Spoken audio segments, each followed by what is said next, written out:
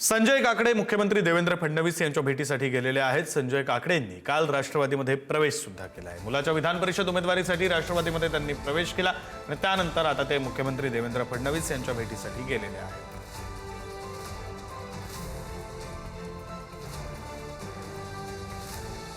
प्रतिनिधी सुशांत सावंत फोन लाईनवरून जोडले गेलेले आहेत। अधिकचे तपशील देतील सुशांत।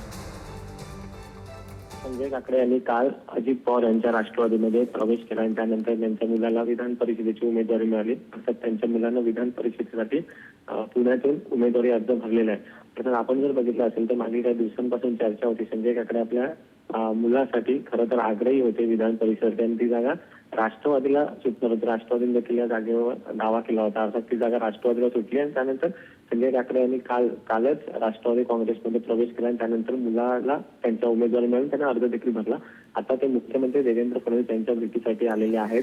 त्यांच्यासोबत आपण पाहिलं असेल तर प्रसाद लाड देखील होते। काल प्रवेश केल्यानंतर आज जी भेटली त्यांची पहिली भेट आहे। मुख्यमंत्र्यांच्या भेटीनंतर आपण पाहिलं असेल ते पुन्हा एकदा पुण्यात जातील।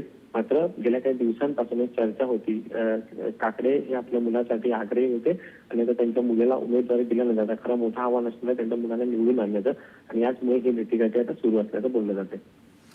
धन्यवाद सुशांत, तुम्ही दिलेल्या या सगळ्या माहितीसाठी।